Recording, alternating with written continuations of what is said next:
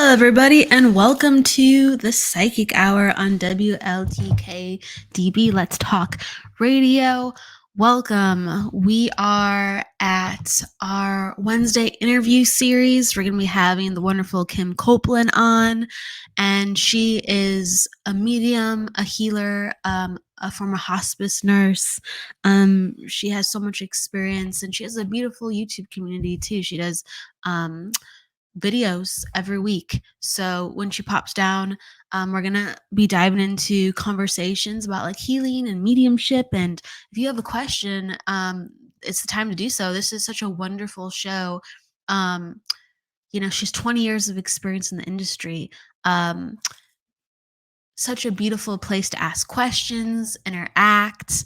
And that's my design and vision for the show of the weekly series. I want people just diving in and they have someone that can answer the question of that very subject. And we have the reading show on Friday, so it's if you want to interact with the energy for a reading format, you do. But for the Wednesday, it's really interactive, and towards the last like 20 minutes of the show, 15-minute, we really take your questions. But if it's really busy in here, we start taking your questions a little bit earlier. So yes, welcome. Hi, MKVUKY. I'm gonna say Mukfuki. Hi, Chris. What's up? Hi, Casey. Hi, Anna. Welcome. So yeah, please pop down those questions. So we're going to be having Kim in a little bit. We always do the inspiration. And what was really calling to me to talk about was strengths and weaknesses. And so we all got them. We all have our strengths and weaknesses, that's for sure. And our strengths and weaknesses, they really talk to us. They really let us know so very much about ourselves. And it's also in the energy of awareness and forgetting too. With what we're strong in, we have much awareness in. We have flexibility. We have, we can cultivate skill. We can build upon it. Our awareness is open. It's locked in, and we're even having fun with it. So we have, like, again, this greater degree of flexibility and creativity because we're happy to be there. And our weaknesses, they're confusing. Sometimes they're trauma linked and they have pain. Sometimes there's uncertainty. And so our weaknesses, we sometimes forget to look at them, or we just can't completely be aware of them because sometimes it's in our programming to look away from our weaknesses. And regardless of if you make a list, if you meditate, if you have an aha moment of your strengths and weaknesses, it will tell you so much about yourself. Your strengths, you probably already know because awareness is there. But the weaknesses, do you really know your weaknesses?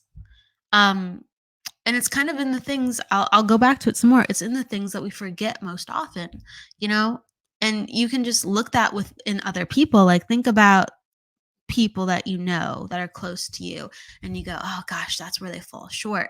And if you have a conversation with them about it, they almost don't want to talk about it. They're uncomfortable, or they just maybe have been having years of difficulty in that capacity because they just don't get it. So there's these familiar kind of energy signatures that come up when we're, flexible with something versus not flexible with something, when we have awareness versus forgetting. And I think a beautiful way it can come up in our life is just to kind of look over the course of just the major areas of life, like relationships. Some of you rock at relationships, and you probably give relationships advice to your friends, your family, or was looking out for people, or maybe even unsolicited advice because you're like, you need to hear this, right? Don't let this happen to you. Or other people rock with their health, like they're just really in tune with their bodies. They're very aware of that they need to have this certain maintenance and this certain relationship with their body in order for them to do what they need to do in life and to have a certain energetic frequency. Others are very good with career, right? Like, like maybe stress gets to them in other capacities, but they're just like an ace when it comes to having to perform, or they're just like the show must, right? The show must go on, or, let me put on the many different hats. I will catch the balls as they come. We'll figure it out. And it's funny because sometimes when you are in career and you have this dynamic where you're able to oversee others, it depends on what your career is, of course. It depends on what we do in these energy fields of relationship, career, health. And we're going to get into that. But like in career, if you have enough authority within your career, you almost in some ways could operate as like a father or a mother, right? You have an extended family because you have to make sure that the working environment is healthy and harmonious. And so you can have overlapping strengths or you can have overlapping weaknesses. Like you have a lot of discord within the company because whether yourself or whether management doesn't know how to cultivate a family environment or a friendly environment, right? So you can see where the overlaps start to happen. But yeah, you can have tremendous cooperative success from field to field. Um, and so we're going to jump around. You might be awesome with friends and family. And so you're very good with checking in with others. But then are you good with checking in with yourself? Are you cultivating your own relationships that you want? Are you, cultivating the health that you want? And we're going to go back to like within the fields themselves. Like for instance, I'll give an example. I know that I rock with when it comes to food. Like I'm really good with food. Um I'm human, of course. So like sometimes if I'm busy, I'll be like, oh, I better stuff some food in me, right? Or I get a balance my day. But I'm the type of person that if I have like a vacation or event, I'm pre-planning my food, I'm pre-planning my schedule because I'm checking with my energy, I'm checking with in my health. Okay. Like I'm checking with my supplements, I'm checking in with like, how the food makes me feel, what are my food options. I'm really good in that category in so many different ways. I could like itemize how I rock in that category. But with another category that I've suffered and I have weakness in is sleep, right? And sleep and food, they're the pillars of health, right? And sometimes I make these plans, these sleep schedules, and it's like my awareness is nowhere near the same. It's not. I'll like be up and I'll be working on something with career late at night. And so I will sacrifice my health for my career at night sometimes, right? Or I've been known to stay up in the past. I used to stay up late to help with like a family or friend situation, sacrifice health for another strength, right? And so I found myself throughout my life and I continue to at times going, I have to double check on sleep. I have to double check on sleep because for some reason I overlook that so easily, or I'm on it and then I look at the clock and the time just whoosh, whisks by, and I don't have the awareness quite the same way within my body. Sometimes, it's not a mental thing. Sometimes there's a feeling, even vibration within the body. My body can't feel how to interact. Okay. So you make the list and you become more aware of it. Or like think about it, just like in the category of health, maybe you rocket health, maybe you rocket going to the gym, but like are you going to the dentist every year? Are you going, are you getting your eye exam? Are you getting your physical, right? And for some reason, for some people that is more needed than others depending on, of course, a multitude of factors. But when we downplay things, we go, oh, well, it's not such a big deal. But if we kind of like look into ourselves, like how often do I not say it's a big deal? How often do I not want to have awareness on something that I deem not important or something that I think is minuscule? But I admit when I think of the overall picture, it is actually important that it gets tended to. But my default is I'd rather not look, I'd rather not think about it. Maybe some other time, right? Right. Pushing it aside. What happens is then it personifies that we choose not to look there. We choose not to feel there. We choose not to experience there. And I think like I'm going to have Kim on in a moment. That is a huge part of healing It really is, because the healer facilitates the environment to see, to hear, to feel what is going on with the individual, whether with it's in the body or with it's in the aura, like the energy field. And things are assisted in that capacity for the energy to move and to strengthen and tonify, or even to have a conscious relationship with talking about it during the healing process. And so many times our strengths and weaknesses, you know, we must really lean into our strengths. I really do believe in the philosophy that if we lean into our strengths, we can build our energy then to carry us through to look at our weaknesses. We have to build ourselves up, right? But we do need others. We do need reminders, and we do need a safe place to rest our head, our mind, our bodies, and our souls, so we can even begin to do the work. So I encourage you to think about your strengths and weaknesses, make a list if you want to, think on those things, and then just start to be in the energy of, what do I find myself forgetting a lot? And see if you can start bringing that up within the list or just in recollection. And I promise you, it will spark so much fascinating things about yourself. And we'll probably highlight that for the next show too. There's something else I want to talk about within that vein of when we go into the realms of what we usually forget, the shadow realms, right? They're called a lot of things, but all right. So, with that said, we will pop back in a second. Bring your questions, bring your conversation, and we're going to bring our love for Kim. See you in a few.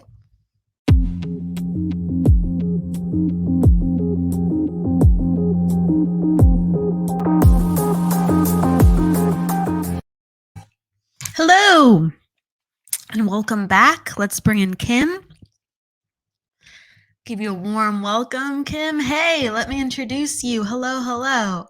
So Kim Copeland, we're welcoming her back to the show. She has walked between worlds as a medium, energy worker, and hospice nurse with over 20 years of experience and knowledge. Whether connecting to loved ones, angels, or vibrational colors of the soul, she shares from the heart. Absolutely. Welcome, Kim. Oh, hey. Oh, I can't hear you. Can you hear me now? Yes. Okay, Yes. great. Thank you. Perfect. Woo-hoo. Yes. All right. Woo-hoo. Yeah. Hello. It's great to see you. Great to see you too, Kelly. What do you want to talk about today? Oh, healing. Let's do it, right? Okay. Sure. You want me to Healing, and start? maybe we can get into some colors too. Okay. Whatever. Okay. I mean, because healing can come in colors. We can use colors for healing, and that's pretty fun and magical. Yeah. So for me, healing, my background is long as far as healing goes. I probably started, I don't know, somewhere around 95, learning different healing techniques, energy work mainly, whether it's therapeutic touch or healing touch for nurses or energy medicine. Reiki, there's so many types of healing we can do. There's Western medicine healing, there's Eastern medicine, right? So, I mean, really, we can even say music is healing. We can say, as you were talking about sleep and food, all that is healing. It's another healing modality. There's so many ways. And I think it's important to realize that everything that we put into our environment, whether it is directly related to like food as a medicine or sleep, your sleep environment, or maybe your home environment, the colors you look at, all that has an energy and that affects your body's energy system. So, I mean, if we're working energy to energy, you want the most harmonious um, balance, the most harmonious that you're bringing into your system in every way, whether it's even vitamins, everything, you want that to be in harmony with your body. I mean, just because turmeric is very popular nowadays. And so that doesn't mean it's good for everybody. So you can use energy work or energy medicine to test it, to make sure before you even take it, to see if it's right for your body. So there's just, I mean, really, I think of healing as just balancing your body as much as possible. Sometimes people think of healing as miracles, right? I want a miracle. I want to fix, I want to heal my cancer. I want to heal my anxiety. I want to heal my relationship. And, so it's on all different levels. Healing can be physical, emotional, spiritual, and mental. I think of those four basic areas where people are often wanting healing, but any of it can be affected, by the energy that we're around.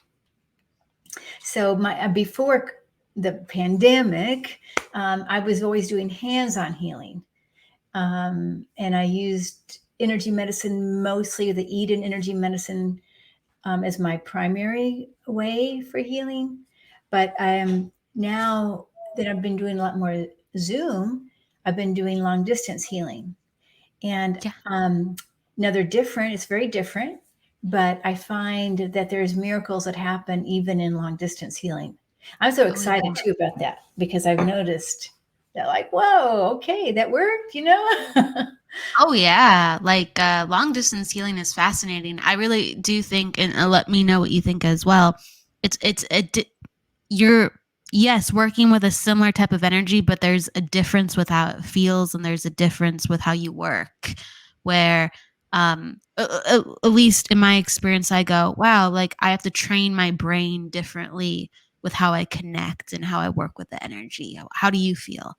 Oh yeah, sure. I mean, with hands-on, I used to think, okay, I'm going to be touching certain meridian points, or I'm working on the chakras, or the grounding system, or the Celtic weave, whatever system you're working with, and it was very much in my mind. Okay, this is what I'm going to do. Now, there's a few points like main electrics. You don't have to know anything. You just put your hands. The main electrics, by the way, are on the back of the head, where the bladder meridian is and meets the top of the between the head and the neck. Those are main electrics, and those are like, those just know what to do when Oh wow. you have somebody lying down and you put your hands under their head and your tall fingers in those two spots. Then you just sit there for maybe 15 minutes, and the energy just goes where it needs to, and you don't have to know anything about healing. You don't have to do anything because it's the body's innate wisdom to heal. Wow.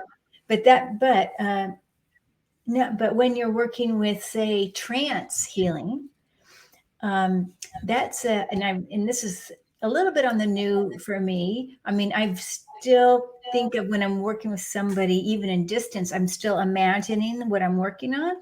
But trance, for instance, all you do, you connect to the God source, then you connect to your client, and then you walk away. And you allow those two energies to blend, and with the intention of healing, and then you come back. Anyway, so that's very fascinating too. um, There's correct, yeah. Like in some ways, like distance healing takes more concentration, and in other ways it takes like no concentration depending on the modality. Yeah. exactly. Right. And I have a healing circle that we meet every other week, and I just started maybe 3 sessions ago, or 4, I guess.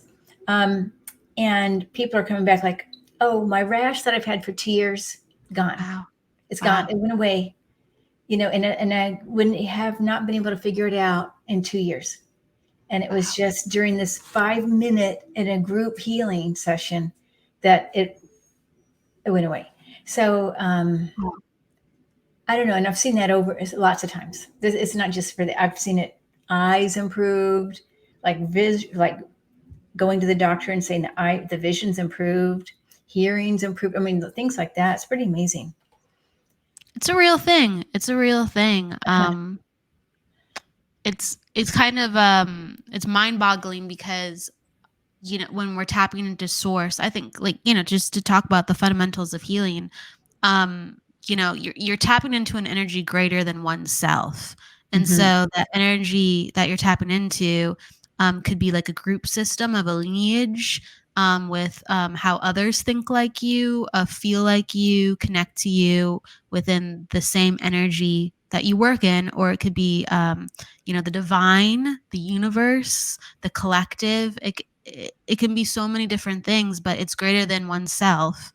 And miracles happen when you have just the human body is just like this fascinating machine. And then so imagine just like times 1,000 what you're capable of, or the universe times 1 billion trillion, like a Googleplex, I don't know, the biggest number I can think about.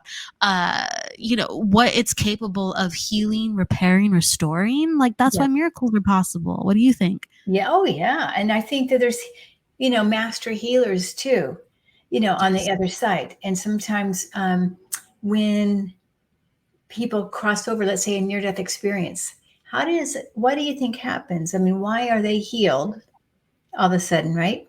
Um, and I don't know. I have a friend who has visions of this, and he says, well, they have all kinds of uh, automatic surgery just right away, and they can fix it on the other side, and it's quick. So whether that's true or not, I don't know. Like I said, he has visions. He has a lot of visions about a lot of things.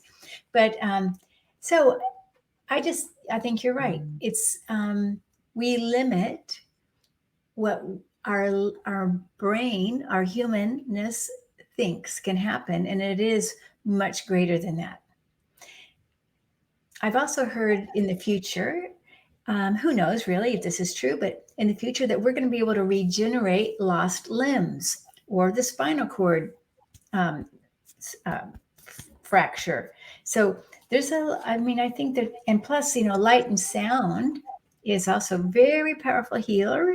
Um, Although it seems very subtle, it seems very mild, but I've known a lot of things with the light and the sound is very powerful. And if you think about Egypt, for instance, I know they used light and sound there in the healing rooms.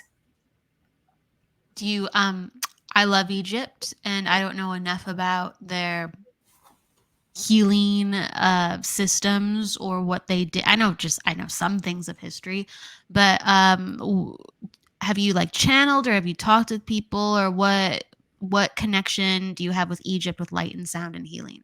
Okay, okay. Good question. Very good question, Kelly.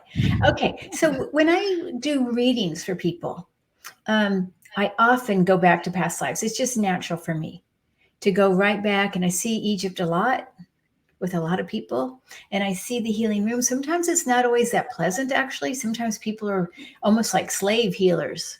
I've seen that a couple times where, I mean, they're so good at healing that that's their job and that's all they do.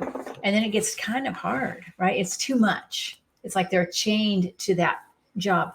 But also, I see so often crystal in beds, lights, and it's like knowing about the sound too. I think my clairaudience is not. I don't like hear regular music or sound bowls, but I can tell. It's like I know that's what they're doing. Does that make sense? Yeah. Yeah. And I'm very visual, so I see the colors easy, and I see the colors when I work with people too. Sometimes I will take them back to Egypt.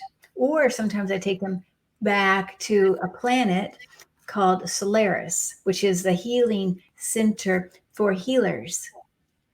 And in at Solaris, then I just let the guides do it and I just follow along. And they usually use color healing. And I can see what they're doing. They're packing certain colors in, and they maybe infuse other colors, and maybe it's layered, and it goes to just exactly where it needs to go. So with the different modalities that you use with like Solaris, is that like a planet, an energy that you channeled? Is that something like you were taught, you were guided? How did you find Solaris? How did you start working with that energy that you're connected to? Okay, very good question. Okay, so I used to lead a meditation group, and every week we would do something different. And then one week, I was just told you're going to go to a planet. You're gonna travel to. I mean, I just got I'm just writing my notes. Oh yeah, you're going to go to a planet. I didn't know it was called Solaris. And so we went to this planet, and I could see what we were doing. We were all going into like a little healing vacation, sort of, or a spa. I would say spa. And we walked in, and we all had our own crystal in beds, and we all, you know, different colors, and we were connected in a certain way as well. And so then that's how I came across it. One of the ladies that was with me during that first mind journey or healing journey, she said, "Oh, they told me it was called Solaris." So ever since then, I've just called it Solaris. and Hey, yeah. and so also I know it's a place where, and they're actually, I don't know if we can look it up. I never tried to look up Solaris, if you know, if it's on the internet or not, but I do use it now a lot, and I do know that it's a feeling, knowing that it's a place where we can go, healers of all kinds, wounded healers, anybody who needs healing can go. And when I go there, by the way, I usually imagine going in a spaceship. But you don't have to do that, because it's just our linear mind taking us there. You can just imagine being in Solaris. You don't have to actually have that journey to get there. Sure. If if I may ask to, well, first, I guess, like, I'll just, like, say something. Like, I can relate to, um it's different, but I can relate to, like, the concept for sure, because I think, everyone needs, like, a sanctuary, or, like, a place where they can, drink from the well. Yeah. And so it's fascinating to hear about, like, Solaris and the energy in the planet. And every time that you're describing it, I keep seeing, like, pink and, like, green sparkling, and Oh, yeah, yeah. I see a lot of pink there, like magenta. Magenta, yeah. it reminds me of, like, the colors behind you, even though there's, like, way more pink. Like, it reminds Oh, me of, like, kind of what's going on behind yes, you, even though there's, like, way, yes. way more pink. That's right. That is right. That's how I see it too, actually. That's really cool. Yes, yes.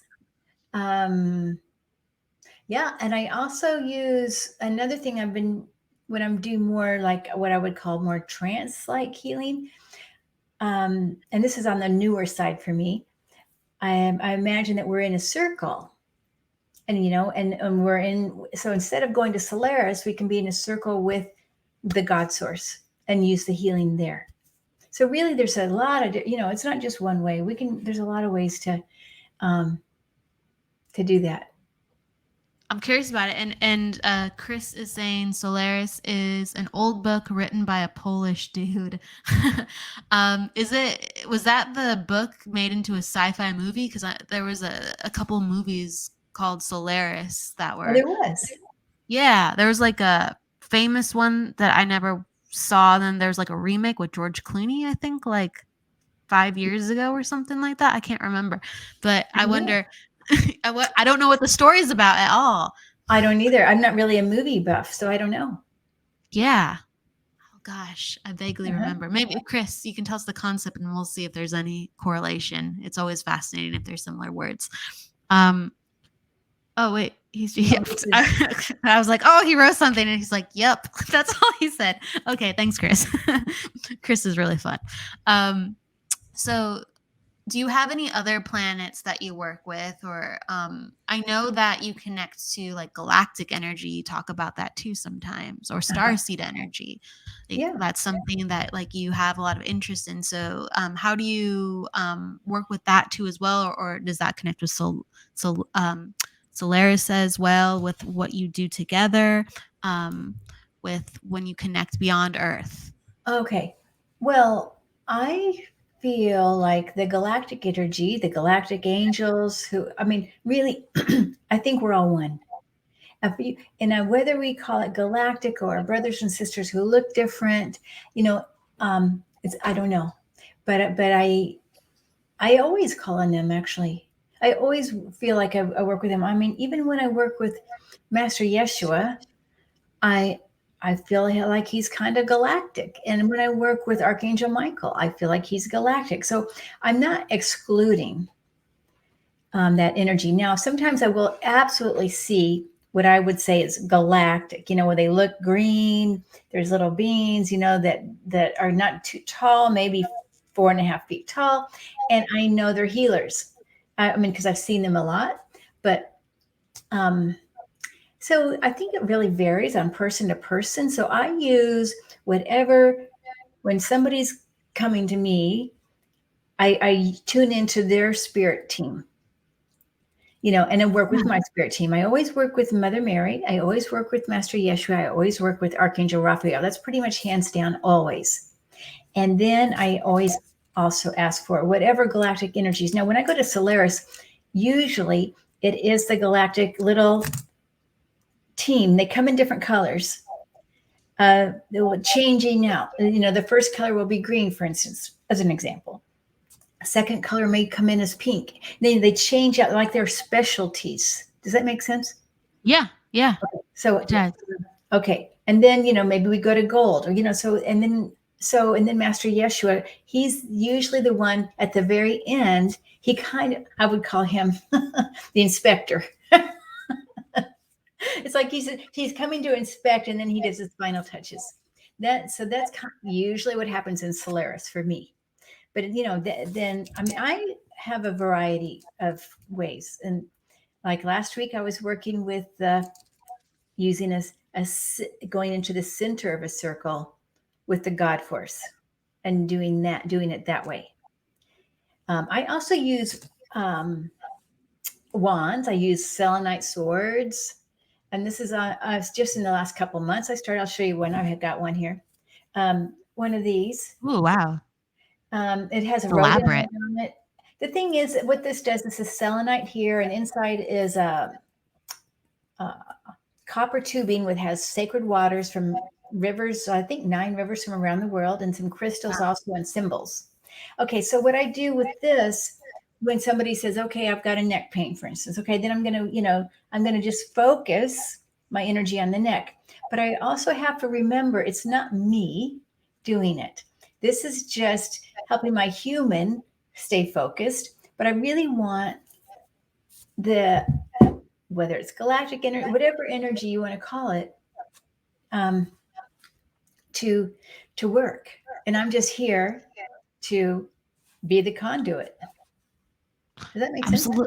Absolutely. I think like when people really get into deep healing concepts and you work with energy healers that can really create change, when you start to understand about their process, it deals a lot with transcendence, because we're transcending the human and physical and earth limitations to create different outcomes within the body. And so you have to think vastly differently, and there's so much more than what we can see and what we've been taught and what's in front of us. And so that's why we're talking about planets, and that's why we're talking about like ascended masters and all these tools that help us get there. And we have these very real experiences when we are interacting with how to open up frequency, how to manifest and change what is going on in just our experience. And I think that's why all of a sudden,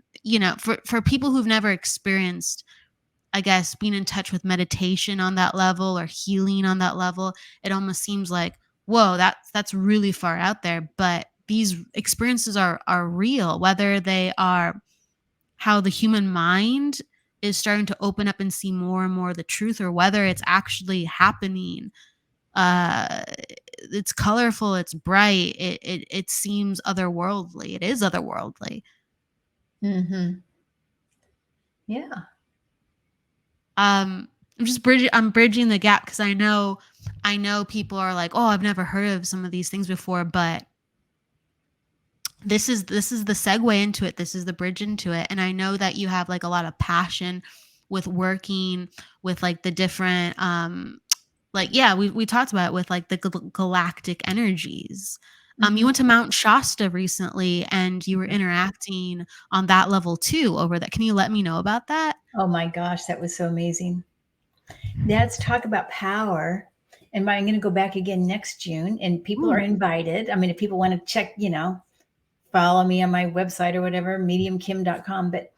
But okay, so we would meet. So first of all, Mount Shasta is an area in Northern California that has Lemurian energy. Lemurian is related to, okay, Atlantis, and then the Lemurian people, supposedly that's the story, and there's a couple different versions.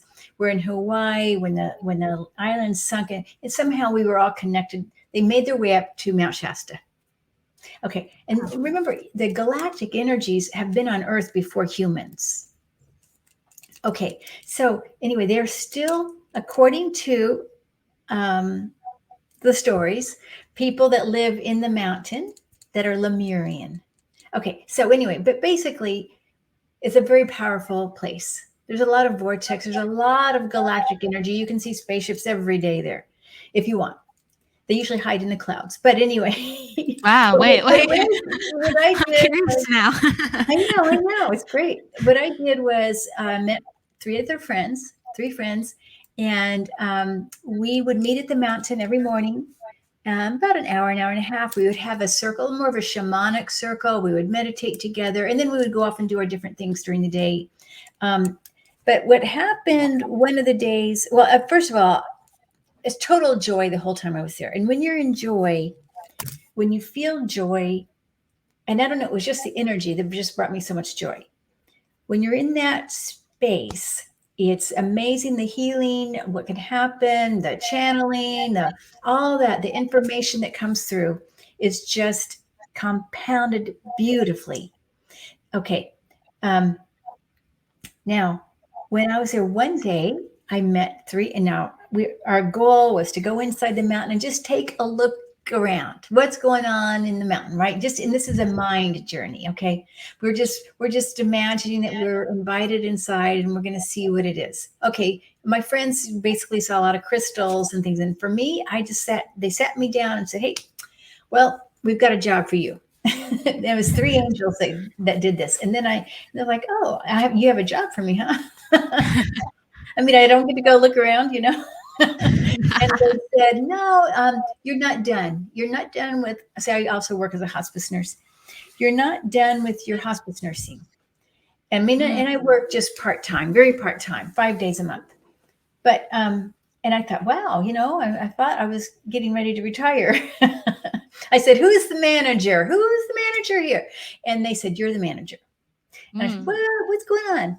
And they said, "Well, you're working now. You're going to be working more, not one to one bedside, but your soul." And I believe this now for everybody. This is everybody, not just me. We all have this. We all have a soul that is doing things that we don't know about.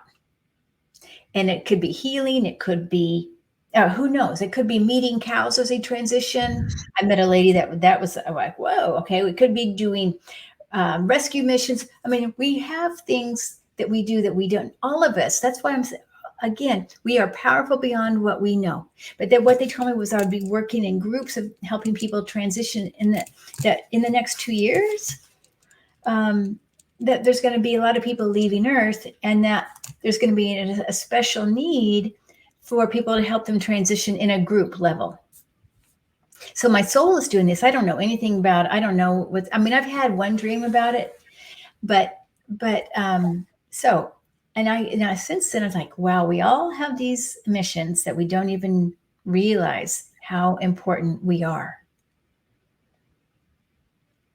It's true. Like we're called in certain directions and we kind of just make sense of it. Do you feel called to like facilitate like group healings for people in hospice or some type of Oh, well, I haven't thought about group healings in hospice, but I do group healings, online. They're not, the people that I work with are not in hospice. yeah. It's all voluntary. Because I think if they were in hospice, I mean, they'd have to show up here. You know what I mean? It would be a little hard to do a group. Or like you come my mind went so many different directions, so I'm going like earth, like energetic, and then galactic as you're talking, but then when my brain went to earth I go, oh, like have you ever thought about, I don't know, going to a place where there was more than one person in hospice and just Hmm. giving them energy all at the same time in the group? Because they would, of course, they're in hospice, but it would Yeah. heal something within them. Yeah. Yeah. And I have been in hospice facilities before. And That would be a very human thing, right, to do, It versus a is. soul level. I mean, even though you're doing it Yeah. still on a soul level, but I mean, it would be very like on the earth thing to do. Um, I don't know how they would feel about that, and I don't. There's very few of those hospice facilities, There's but I very few. Oh, tell me about that. There's very few hospice facilities that would, um, I guess, nurture a healing event. yeah, I think so. Wow, wow. I'm surprised, but that makes sense. I get it because like there's allopathic medicine, Well, I but that's think they really would think about the one-to-one more. Of course, they're open to oh, all kinds of okay. different kinds of healing. Because hospice does, it's a whole, what do you call it, integrative health system, mind, body, spirit. But I don't know that they would be open to like a group transition at one time. So they have, for instance, when I first started in hospice back in 1997, I used to do drumming for patients and help them transition that way. If there was a fear or an anxiety about transition, and that drumming, helps people go from the beta mind wavelength, to the alpha to the theta, right, where they can easily go across the veil and come back, for instance. Okay, but the chaplains were like, well, what, they were very a little defensive, right? So anyway, um, I don't know, a group. Yeah, I mean, I think what people do oftentimes after people have already transitioned, they'll do a group remembrance. But that's just you talking about the chaplains being defensive and like some of the environments don't facilitate that. That's really fascinating to hear about because yeah, like so many different people have ideas of what death and healing is and assistance is, and Yeah. I just love hearing you talk about it. Yes. Yes. Yes. Yeah. Well, I mean, it's definitely, it's a wonderful world. I mean, working with hospice patients, wonderful. Hospice is a wonderful system. I mean, there's always improvements, right? And I think maybe as we go along, um, and especially out of the pandemic, Yeah. because there was a time where they couldn't even do healing touch because everybody was worried about COVID. They don't. Oh, and she's saying they don't talk spiritual at all. Yeah, see, I do.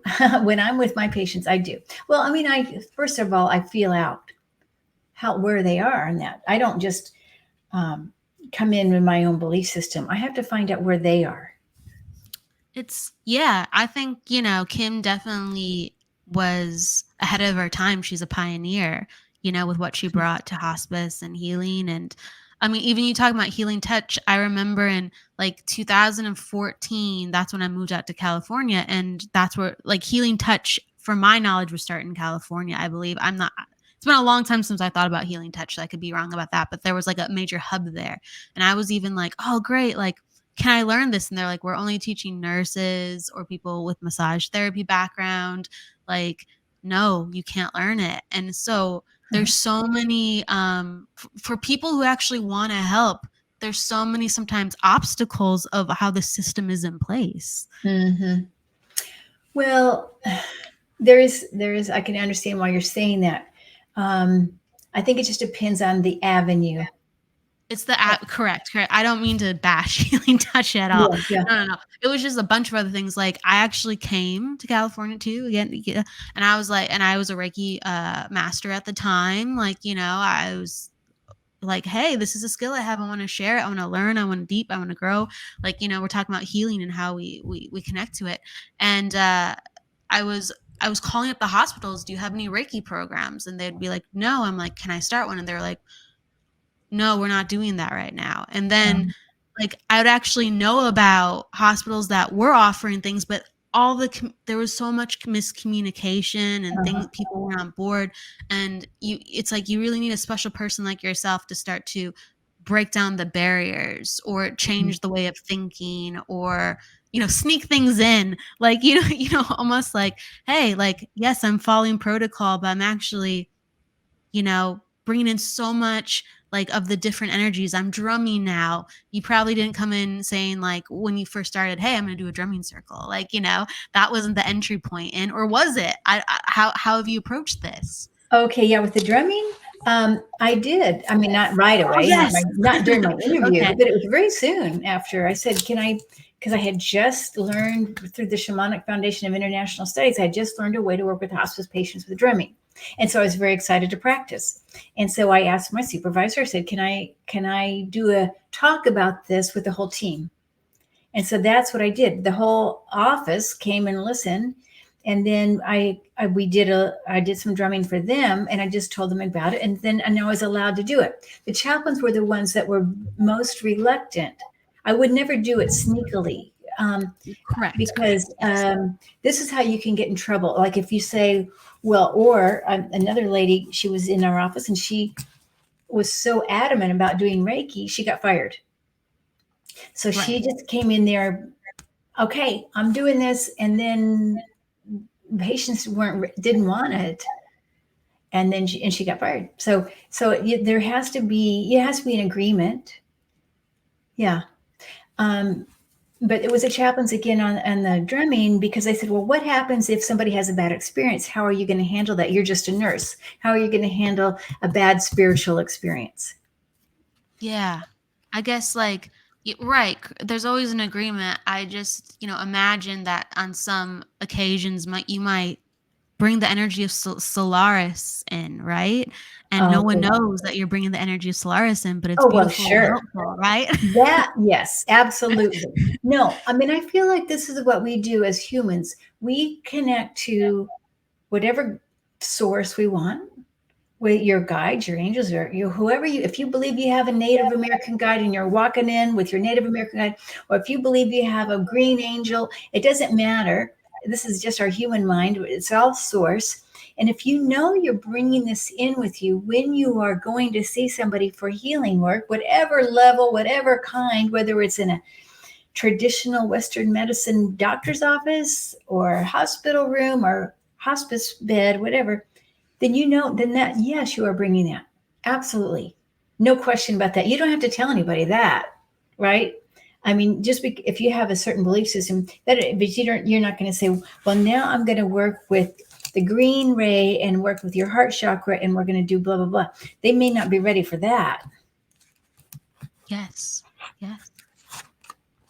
They might not be ready for that, but it's very gentle and it's just it's just a gift of a thought, you can share with them until it, opens up into something more and then you let it be from there. Um Yeah.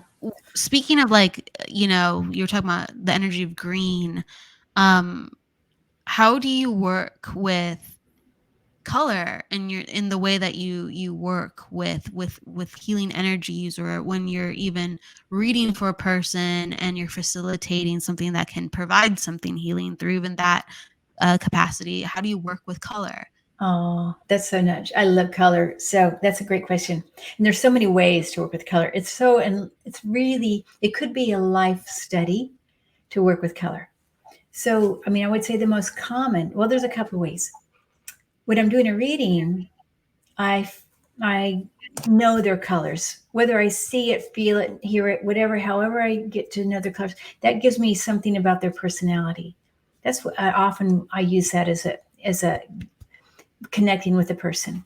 So that's just doing a reading. But if I was trying to do healing work, I will often wait to let spirit tell me what color to use. Um, so I just wait and I see what spirit says or feel. I know what I feel, and then I'm sending that color. Now I can send it. I can use my hands to send it. I can use my wands to send it. I can tell Archangel Raphael to send it. So there's lots of different ways. But I just recently taught a color class, and one of the days we were there, we were practicing with each other, working on color healing. And so what they would do, and we can do this, you can imagine, as you do this, and let's just say we want to put in, I'm going to say blue. I'm going to put blue in my hands. I'm imagining blue coming out of my hands, maybe even fingertips or whatever. And then I can imagine, let's say if I'm going to send it to you, although I feel like you need green, it just came to me, I think you need green, okay? And so I'm going to just maybe I'm going to gently put it down. If I scrape your energies, you're going to feel, ooh, like a chalkboard, right? So you gently work with the colors down the body or around wherever you think it's needed. Does that make sense? So that's Yeah, very simple and easy. Anybody can do this. That's I want to also say we're all healers. We can all do this. absolutely. And for us individuals who are very visual, color is such a wonderful springboard to get in touch with energy. Yes. Like Yeah. you're very visual, so that's why color really, speaks to you so naturally. Hmm. Um when you are inspired to send a color, do you interact with the person's aura and see colors changing, or Yes. what is your experience with then working with a color of a person as you're sending them another color? Oh yeah, absolutely. I see it change. And I'll know if it needs work if I sometimes see, for instance, pretend I'm working in the heart. And and not all hearts are green. I mean, you can take the colors you see on the internet for the different chakras. That isn't always the case, okay? But let's just pretend they've got a green heart. And if I see it as an olive green with a little bit of perhaps, and this is not uncommon for me, a little bit of brownish on the bottom rim of this circle, for instance. But then I know I need to work on that brownish area and how and I wait and see, okay, what do I need to send it? And oftentimes it'll be a lime green. If I want to counteract that darker green, I want to bring it in a lime green or maybe even a yellow, maybe a blue. And so that color comes in and I wait and I keep doing it until I see it change. Yes. And I usually And talk so through it as well. you said you usually talk through it as well. Yeah, because I'll feel into why. Okay. So do you talk like out loud about what you're experiencing? Like as you're working with it, you go, "Oh, I'm seeing this, and I'm working with it." Okay, got it. Yeah, I do. Um, oh no, I just had a thought and a visual, and it just flew out of my head when I was imagining looking at what you were doing. That can happen sometimes, right? Oh man. It was a color question. Let me see if I can get it back into my system. Okay. What I wanted to ask is, do you work with shapes as well as colors? Uh-huh. Shapes. You mean shapes of colors or shapes? However they come up, however they can come up in many ways. So whatever way they happen to come up, and whatever you can imagine, whether it's an outline, whether it's geometric, whatever, how the colors move, whatever, however your experience. Yeah, well, so for me, when I see certain shapes, I can tell if it's a guide or a departed loved one or an animal. I mean, so there's certain colors and there's certain shapes that kind of go with that. So if they're around somebody's field, right? Um, yeah, I mean, sure, I can see smaller, bigger, if I'm working with the chakra or the auric field tight or out. Sure, I see different shapes around the head. Yeah. Yeah, yeah. Yeah, like it could not even become, it's just like the dimensions, outlines, right? Like it's all in the category of shape. Yeah, yeah. Like I'm a big believer of that. It doesn't have to be your typical shape, but what's happening within the aura, it's doing something. So it's so interesting to talk about. Um, when you see a loved one versus an animal, how do they come across with the person's energy? Okay. So, if I'm looking in the field, the auric field, typically a loved one will be around, it now depends on where they were in their life. Were they same level, upper level? Were they a child? So that will place them, at least this is my system, the way I see Yeah. it, where it'll place them where they are in the auric field. But an animal, okay, there's different ways. They usually come in magenta for me. Ooh, Almost okay, always I cool. see animals I'm talking about when they just are I know I'll see animals visually different, but when I see just the color in the auric field, it's usually magenta. And then sometimes it's like around here, or it could even be right at the throat. And I know they were an advocate for animals. If I see this magenta in the throat, Mm. I know that they speak for the animals. If I see magenta in the heart, that means they love animals. I mean, there's like huge love for animals. So there's that. But oftentimes, if you're looking at somebody's field, the animals tend to be on the, just because they're smaller and they're usually, on the ground, Yeah, it's true. they are usually on that lower. I don't normally see like a cat up here, for instance. Yeah, I don't think I have either. The couple of times where I've seen like animals higher, is if they were almost like protectors, Uh-huh. or like spiritual guides. Like the cat or the dog had like this very special role within the individual's life. So it's almost like there's like this, I don't know, this deeper intelligent soul connection because it's almost like they had a human relationship with the dog or the cat, right? But for the most part, they're a little bit lower. That's just the way we all experience it so differently. So I always love talking about it.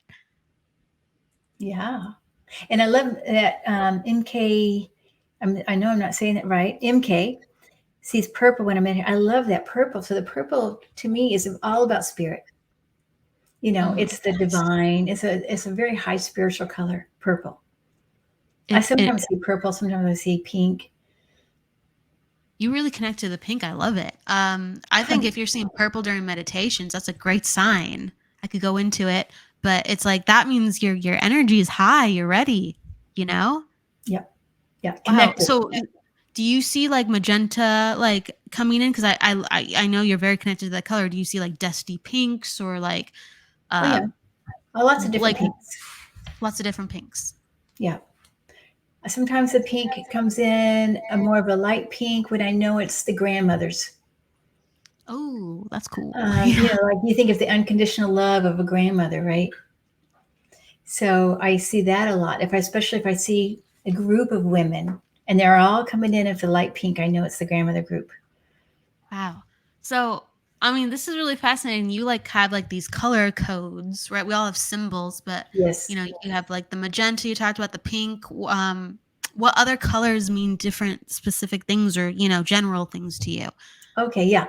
And I want to just preface that whatever my system is, it's Correct. different because we have to create our own system. Correct. Yep, yep. Like It takes experience to know, okay, this is my color for. But one of the things I see a lot, which is awesome, is green. And it depends on where I see it in the body, it tells me what kind of a healer they are. ooh, So that's green cool. for me is I mean, some people get orange as the healing color. Some people get blue as a healer, but I get blue too as a healer sometimes. But so when I see green off the fingertips and it's almost like dripping, yeah, they're a hands-on healer. Ah, yeah, yeah. Okay, I can understand that. But I mean, even though we all have different color codes or the Yeah, way that we read, it's so fascinating to hear about it from people because I think it just inspires like, oh, I understand why you see it that way or just like the stories that come from it. Like just it's beautiful to hear how like you just have validation for people who are maybe not sure if they're healers, and if you see glowing green off of them, you can help them. That's awesome. yeah, yeah, yeah. Yeah, oh That's yeah, for gorgeous. sure. And orange is my color for something new coming up soon. What Like are soon. the oh, go ahead. No, that's it. So you talked about pink is maybe one of the most common colors you see. What are the colors that you don't see as much? Okay. And actually don't see pink. I mean, I see pink a lot. Yeah, it's one of a color kind common. I don't see brown too much. Okay. I don't see black too much. Which I know some people see brown and black a lot. And nothing wrong with those colors because black can mean that there's something new coming, right? It's Hmm, change, hmm. a transformation. Brown can Absolutely. be very earthy. So for some reason, I don't see it so much. Yeah. For me, I see green as the earthy. But, That's so really interesting. I can see green for a lot of reasons. I can see green as a healer. I can see green as Irish. I can see green as money. I can see green as earth. So, you feel what it is. For me, this is just my system. Absolutely. Follow the feeling. Yeah, I was Um, gonna, yeah, the brown and the black. I see gold and silver a lot. Purple, lavender, pink, blue, turquoise.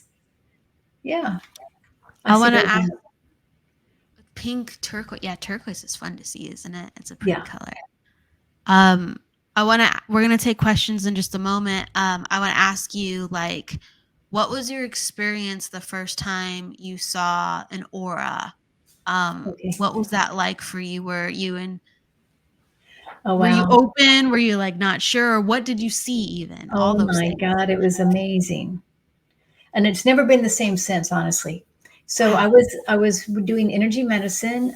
Somebody was working on me. It had been a 5-day thing. We were intensive working, and at the end of the 5 days, and this man was working on me, and he had only one hand. He was clearing my chakras, but that hand, you could see rays coming out of his hand.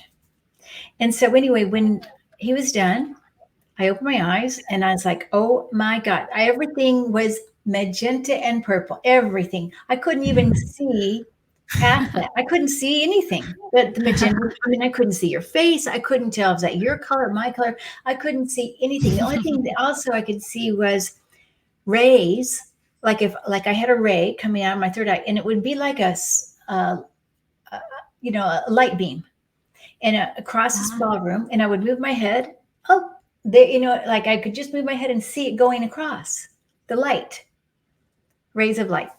Yeah, that was my first time, and that was amazing. That would And be it's never that. been the same. That was so magical, and it was like, okay, of course, colors are there. Colors are real. Everything vibrates, and then I absolutely knew, everything has energy. There is no question in my mind, and even at that point, even when I wasn't seeing the colors, everything was vibrating then, and everywhere I went, everything was, it looks like it was just moving just a little bit, everything was vibrating. So yeah, it's all energy. All that is very true. I can resonate. Have you seen that gold line in any other places other than like the mind, or have you seen the gold lines in other places too on the body? Yeah, and when I saw that, it was white. Oh, white, um excuse me. Yeah, I don't. yeah, Yes. yeah, like a spotlight, right? um Correct, correct. okay, gold, I see gold. Yeah, I see gold a lot. Or the lines, like the spotlights, Oh, that's what I okay. mean. Yeah. Um, Forgive me with that. sometimes, yeah, sometimes I see more silvery Ooh, okay. going Cool. out like that on with somebody.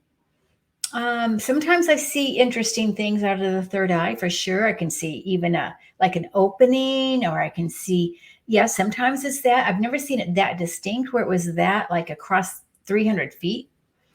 Um, so yeah, um, it's The amazing. silver lines, I don't think I've ever seen the silver lines. Okay. Yeah, I've seen that quite a bit. And to me, it's about connection to the angels. Yeah, That's that again, makes it's my sense. my system, right? It's my system. Everybody's got connection to the angels, but some people who are especially like this is what they do. They're every day they talk to their angels from the morning to night. You know, then sometimes I'll see these silver lines. But if I So, don't see that, that doesn't mean they're not connected. I'm just saying for some reason I absolutely. see it that way. Like, do you believe that they're like a version of silver rays or sparkles? Or I'm understanding what you see, because like I will see like maybe silver twinkles sometimes, but you see Uh-huh. like lines that's beautiful like rays. So is it the presence of the angelic, or is it actually like this is who I am too? That's why I have the silver energy within me. Well, I haven't thought of it that way. I feel like it there, and it may be that, may actually be that this is who I am, but I always thought of it as like a telephone line. Okay, yeah, yeah. Okay, I'm talking to you, you're talking to me, I got the message. That's what I feel like the silver rays are. I love it. I love hearing the descriptions. Like, it's so fun. It's so cool. And I like Um, MK saying the purple is her daughter. You know, the thing that I want to say about MK is her daughter's with her all the time. I think her daughter would come in pink, green, any color, just to know, just to let her know that she's there. And it's such a healer energy with her daughter. Really, very present and loving. So, yeah, I don't think she can get away from her daughter. There's nothing that she can do. If she forgot to think about her for an hour, her daughter's still going to be there. I think like and feel when you're talking about her daughter too, and like, you said she can't she's always around, right? I just think like there's we have relationships within our life and we're made to grow in every relationship. So keep growing with your daughter because your daughter is trying to grow with you and you grew up teaching your daughter and your daughter is now as you grow up teaching you. So there's a reason you're supposed to still be together and it doesn't have to be um, the way that it was. It can Right. be something completely different. Yeah. She's uh, calling her hero. She's calling her mom her hero. Oh, really nice. Oh, she has those lines of silver she's talking about. Oh, That's really wow. cool. Okay. Oh, good. She told you that. Yeah. Nice. You're her hero, huh? Okay. She was actually the same person was talking about um 'cause, to open up questions. Um we'll weave in and out. We'll weave in and out. Unless was there something that you'd like to say? Because you were No. connecting to her daughter for a second. I want to Oh, honor no, that. I want no. to honor I'm that. good. She was asking earlier.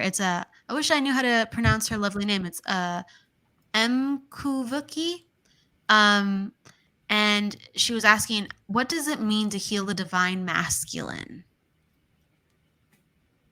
Oh, okay. Um, just a second. I just need to write something. Just somebody. No, no, no, go for it. Okay. To me, it's about balance.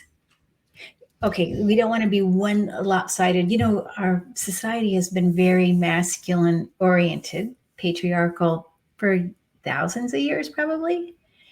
Um, but to heal the divine masculine is to allow the masculine and the feminine to come together and be balanced.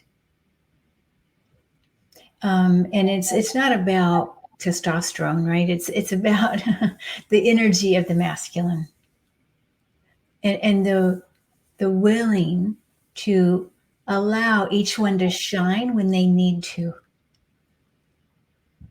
It's the yin and the yang in a certain way, so that there's a middle point, and then there's that yin and the yang, and neither one is dominant over the other. You know, now I think a lot of people are saying, "Oh well, now we're in the divine feminine phase," and so now that's kind of scaring some of the males, right? Oh my gosh, what's happening to our world? We're going to be in divine feminine. So maybe there's a little pushback, but actually, it's all about just balance. There is more feminine energy, though. I mean, you can see that in the world leaders, that are more, coming into the forefront.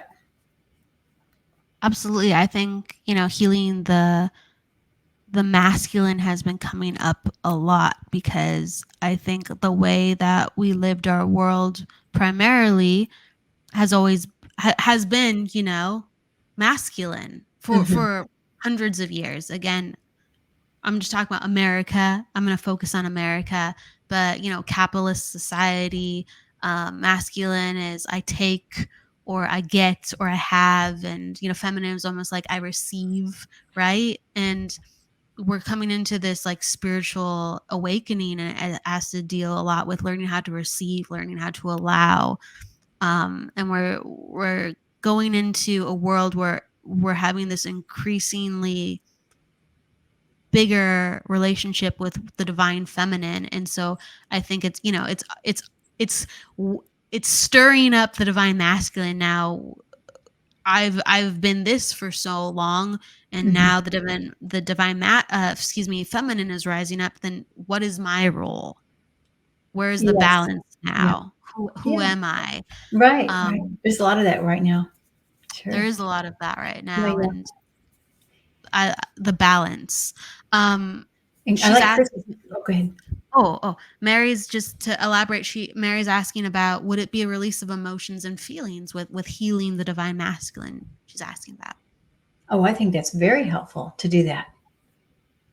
Yeah, absolutely. To release. You don't want to hold on too much. I mean, we all do some. It's impossible to release everything, but as much as we can, anything like grief wise, anger wise, anything that is not, of course, you don't want to release joy, right? You want to have that. But anything that's kind of bringing you down a bit, definitely you want to try to work it out, however that is.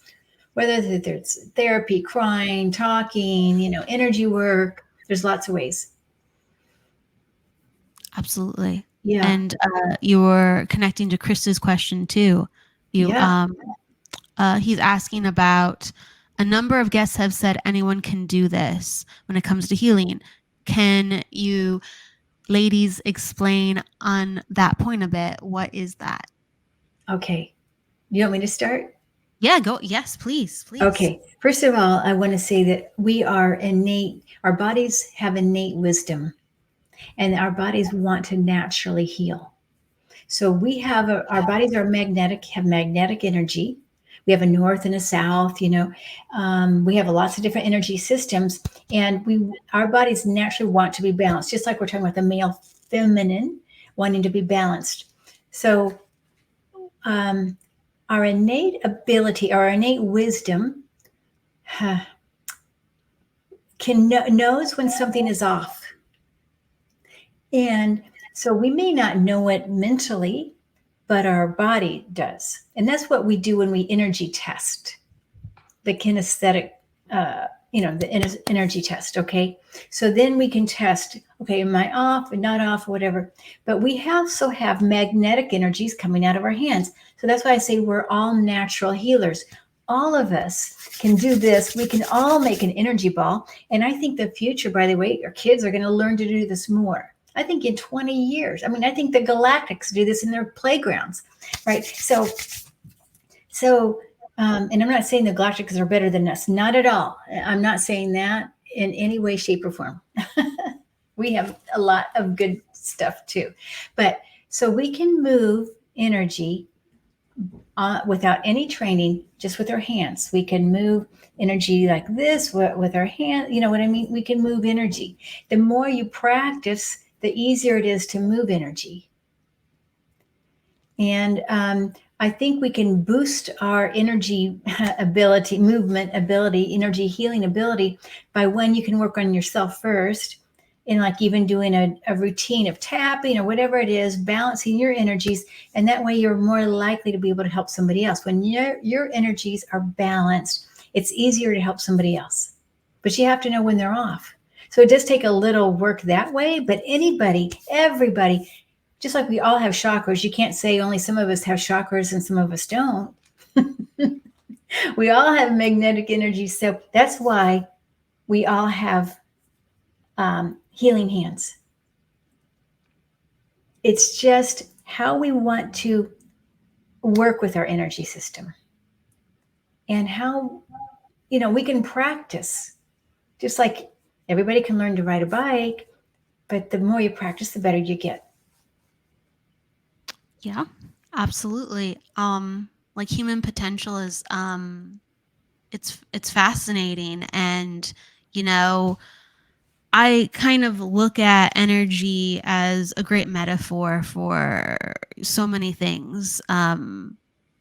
Like, if you have a successful businessman or a athlete, they are moving their energy. The more successful they are, they have greater flow, they have greater flexibility with their energy, and the more talented someone is, the greater capacity they have potentially to be a mentor, a teacher, and they just teach people how to move energy. They're like, if you want to Mhm. do this, do that.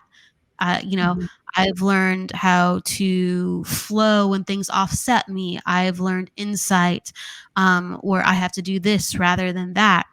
And it's just learning how to work energy. And so we do it in ways every day with what seems very conventional sometimes. And we just thought, oh, well, that person's an athlete, that person's an artist. They're moving energy. But like in healing terms, of course, we get very philosophical. And yes, we go to the essence of why things are so. And yeah, we break it down into chakras. Why are we alive, right? We have flowing vitality in us. How do we create more of it, right? And Kim was talking about, we learn about balance, we learn about ourself, and we have to, it's a journey to learn about oneself. It gets very technical, very heart-centered, uh, rips the realities of space and time apart too. It's a trippy journey, it really is. But anyone can do it, because it's just learning how to be. And the better we're in touch with ourselves, the more that we can light another person's torch with our own fire, our own awareness, and go, hey, look there. Mhm. If you're suffering, hey, look there. Hey, try this. Mhm. And yeah, our constriction and our fear becomes elongated, aka healthy energy, flowing energy. Mhm. Mhm. Beautiful. Yeah. I'm gonna have to go in about 3 minutes, just to let you know. Oh yeah, sure. We are that. This is how we wrap it up right at this hour. Oh, So okay. yeah, we're an hour and 15 show, so we're good. You're right on time, Kim. Okay, And good. Thank so you. how absolutely, how can people find you? Okay, on my website, it's probably the easiest, mediumkim.com. Cool. So, Mary was very connected to you. So Mary, you can find her through that. She was very connected to what you do. oh, Um, yeah, absolutely. And what other platforms do you have too as well, where people can connect with you or yeah, yeah. see what you do? Okay, well, I have a YouTube channel. Yeah, and you can find Medium Kim or Medium Kim, comic Kim Copeland, like it says on my name there. And let's see, I mean, I do have a Facebook page, but honestly, I don't work with Facebook that much. So that's not the ideal way to connect with me. It's better to go to my website probably or my YouTube channel. Cool. And I always say before we go to the guests is there any type of wisdom that you'd like to impart with your audience, whether it's an inspiration, our card pull, a favorite saying? I always like to give our guests the last word. Thank you. Thank you. I would just suggest to everybody to don't limit your unlimited potential. That we are powerful, that we are all one, really. I mean, we're one with earth, we're one with each other, even though we know there's also the separateness that we feel, but we're working as a collective. And the more we can heal yourself and others, then the better off we all are. So yeah, and just don't limit your potential. In the inspiration of limitlessness from Kim, everyone, please have a fantastic week. Thank you so much, Kim, for being here. And please go with love, luck, and light. And don't forget to live, everybody. Take care. Thank Thank you. you. Thank you very much. Thank